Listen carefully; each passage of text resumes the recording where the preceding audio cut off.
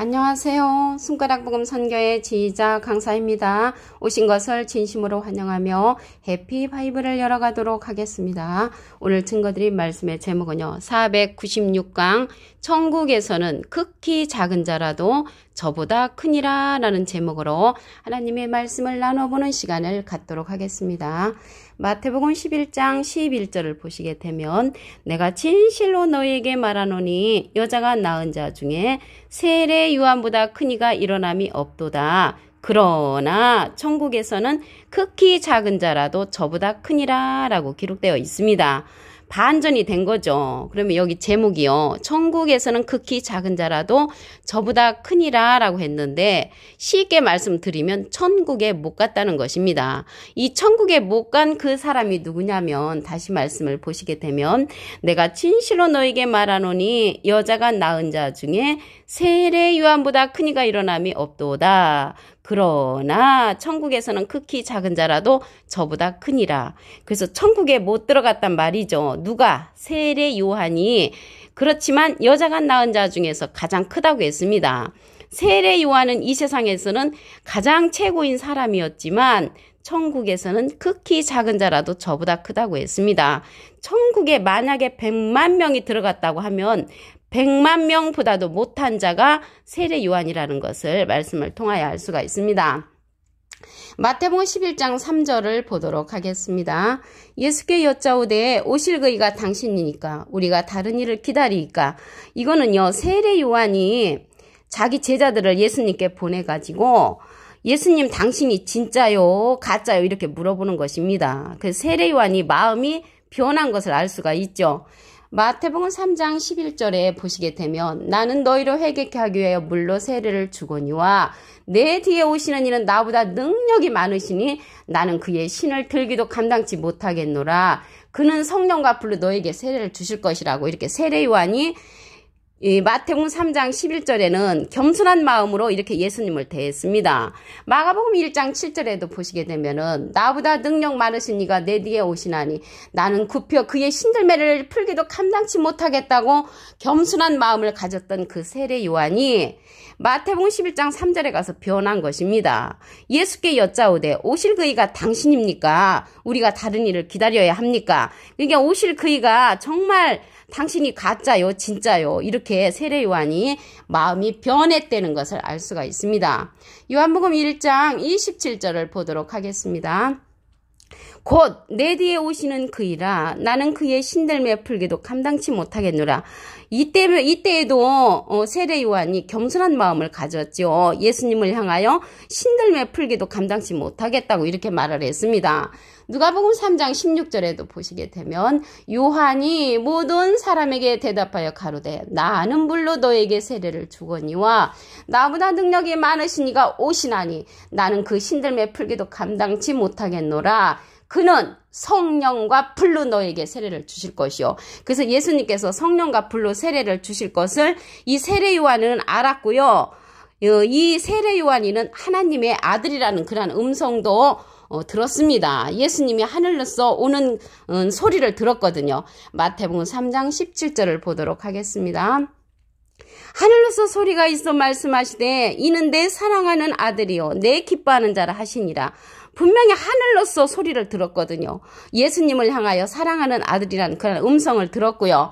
마태복음 3장 16절에 보시게 되면은 예수께서 세례를 받으시고 곧 물에서 올라오실새 하늘이 열리고 하나님의 성령이 비둘기같이 내려 자기 위에 임하심을 받습니다. 세례 요한이가 이렇게 예수님이 하나님의 아들인 것을 알았고요. 또한 하늘의 소리도 들었습니다. 내 사랑하는 아들이라는 음성도 세례 요한이가 들었는데 변심을 한 거죠. 그 변심을 한 그 내용 다시 한번 보겠습니다.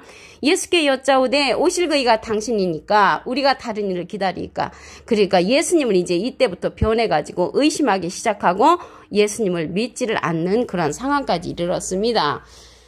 요한복음 3장 26절을 보도록 하겠습니다. 저희가 요한에게 와서 가로되 랍비여 선생님과 함께 요단강 저편에 있던 자 곧 선생님이 증거하시던 자가 세례를 주매 사람이 다 그에게로 가더이다.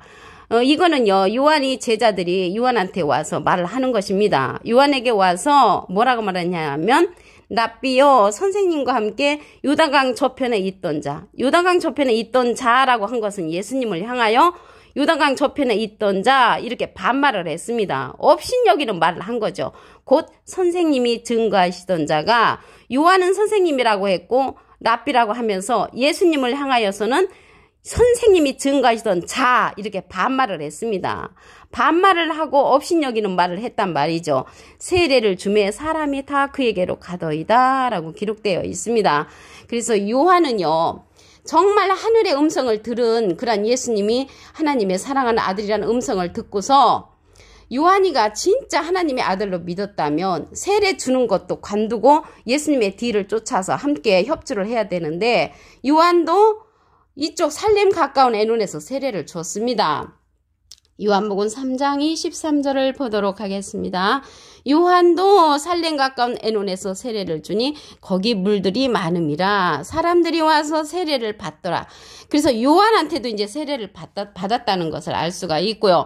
요한이는 나중에 이렇게 처음에는 예수님을 따랐고 예수님을 향하여 겸손한 마음을 가졌지만 결국에 가서는 실족을 하게 되지요. 마태복음 11장 6절을 보도록 하겠습니다.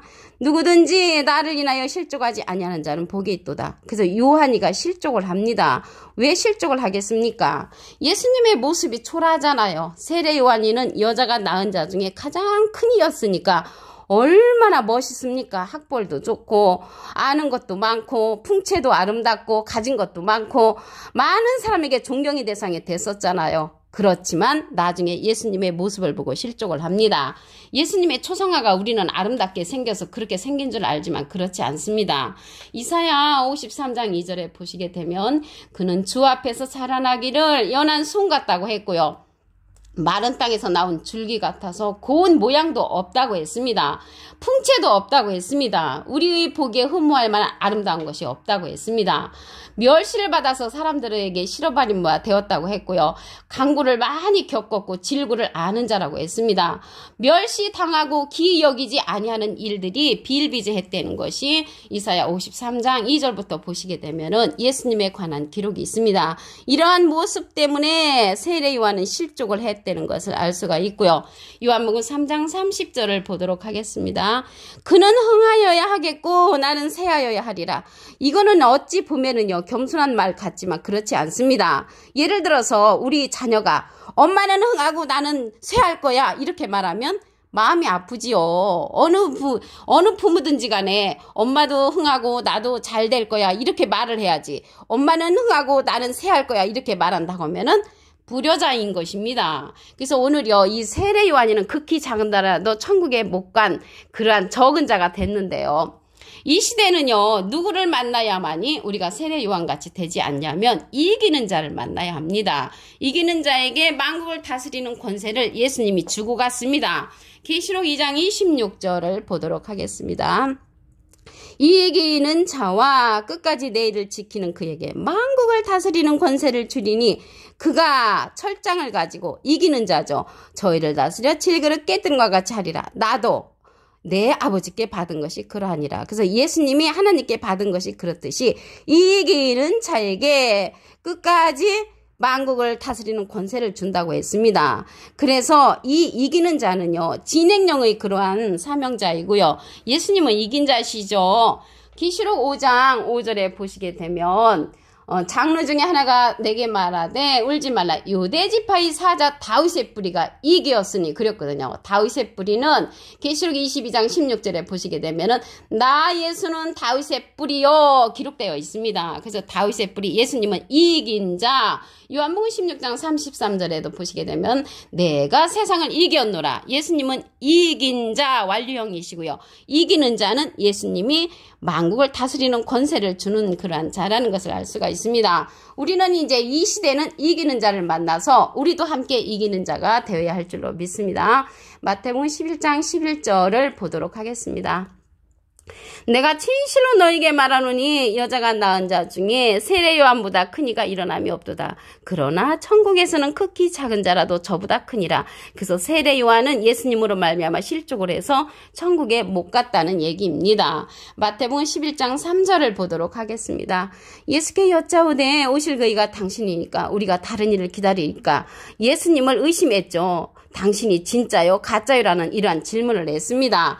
마태복음 3장 11절에도 보시게 되면 내 뒤에 오시는 이는 나보다 능력이 많으시니 나는 그의 신을 풀기도 감당치 못하겠다고 이렇게 겸손했던 그런 세례 요한이가 나중에 변한 거죠. 마가복음 1장 7절에도 보시게 되면 나보다 능력 많으신 이가 내 뒤에 오시나니 나는 굽혀 그의 신들매를 풀기도 감당치 못하겠다고 이때만 해도 겸손한 마음이었지만 나중에 변했죠. 요한복음 1장 27절을 보도록 하겠습니다. 곧 내 뒤에 오시는 그이라 나는 그의 신들매 풀기도 감당치 못하겠노라. 이렇게 말했던 세례 요한이었습니다. 누가복음 3장 16절에도 보시게 되면은 요한이 모든 사람에게 대답하여 가로되 나는 물로 너에게 세례를 주거니와 나보다 능력이 많으신 이가 오시나니 그 신들매를 풀기도 나는 감당치 못한다. 그는 성령과 불로 세례를 준다고 외쳤던 그런 세례 요한이가 마음이 변심했던 것입니다. 마태복음 3장 17절을 보도록 하겠습니다. 하늘로서 소리가 있어 말씀하시되 이는 내 사랑하는 아들이요 내 기뻐하는 자라 하시니라. 그래서 하늘의 음성을 세례 요한도 같이 들었습니다. 예수님이 하나님의 사랑하는 아들이라는 그런 음성을. 그리고 세례 요한이는 예수님을 업신 여기는 그런 말을 했습니다. 요한복음 3장 26절을 보도록 하겠습니다. 저희가 요한에게 와서 가로되 납비어 선생님과 함께 요단강 저편에 있던 자, 요단강 저편에 있던 자 이렇게 말하는 것은 세례 요한이 제자들이 얘기를 하는 것이죠. 세례 요한이가 예수님을 업신 여기니까 제자들도 이렇게 반말을 하고 예수님을 갖다가 낮게 보는 그러한 말투를 썼습니다. 곧 선생님이 증거하시던 자, 요한보고는 선생님이라고 하고 납비라고 하면서 예수님 보고는 증거하던 자 이렇게 말을 낮추어서 말했다는 것을 알 수가 있습니다. 세례를 주었죠. 그런데 예수님을 따라다녀야 되는데 예수님을 저버리는 그런 대적하는 관계로서 요한도 맞은편에서 살렘 가까운 곳에서 세례를 줬습니다. 요한복음 3장 23절을 보도록 하겠습니다. 요한도 살렘 가까운 에논에서 세례를 주니 거기 물들이 많음이라 사람들이 와서 세례를 받더라. 그래서 요한이는 예수님을 따라다니지 아니하고 세례도 맞붙여서 예수님과 함께 대적하는 의미로서 이게 세례를 같이 주었다는 것을 알 수가 있습니다. 끝내는 실족을 하지요. 세례 요한이. 마태복음 11장 6절을 보도록 하겠습니다. 누구든지 나를 인하여 실족하지 아니하는 자는 복이 있도다. 그래서 세례 요한은 복이 없는 자죠. 실족하여서 천국에서는 극히 작은 자라도 저보다 크다는 그 천국에 못 갔다는 그런 내용을 알 수가 있습니다. 요한복음 3장 30절을 보도록 하겠습니다. 그는 흥하여야 하겠고 나는 쇠하여야 하리라. 이거는 겸손한 말이 아니라고 말씀드렸죠. 예수님이 흥하면 예수님을 따라다닌다면 자기도 흥해야 되잖아요.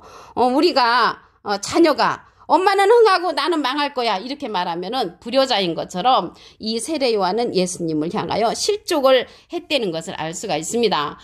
이 세례 요한처럼 우리가 실족을 아니하려면 이 시대는 이기는 자를 만나서 우리도 이기는 자가 되어야 합니다. 계시록 2장 26절을 보도록 하겠습니다. 이기는 자와 끝까지 내 일을 지키는 그에게 만국을 다스리는 권세를 주리니 그가 철장을 가지고 저희를 다스려 질그릇 깨뜨린 것 같이 하리라. 나도 내 아버지께 받은 것이 그러하니라. 예수님이 하나님께 받은 것이 그렇듯이 이기는 자 곧 예수님의 일을 지키는 그에게 만국을 다스리는 권세를 주므로 이 시대는 이기는 자를 만나야 합니다. 계시록의 축복은요. 이긴 자 예수님이 아니고요. 이기는 자의 축복입니다. 계시록 2장 7절에 보시게 되면 이기는 그에게 하나님의 낙원에 있는 생명나무의 과실을 주워 먹게 한다고 했고요. 계시록 2장 11절에는 이기는 자는 둘째 사망의 해를 받지 아니한다고 했고요. 계시록 2장 17절에는 이기는 그에게는 감추었던 만나를 준다고 했습니다. 계시록 3장 5절에는 이기는 자는 내 아버지 앞과 그 천사들 앞에서 시인한다고 했고요. 계시록 3장 12절에는 이기는 자는 내 하나님의 이름과 하나님의 성 곧 예루살렘의 이름과 예수님의 새 이름을 기록하여 준다고 말씀에 기록되어 있습니다. 오늘 496강 천국에서는 극히 작은 자라도 저보다 크니라 라는 제목으로 하나님의 말씀을 나눠보는 시간을 가졌습니다. 감사합니다.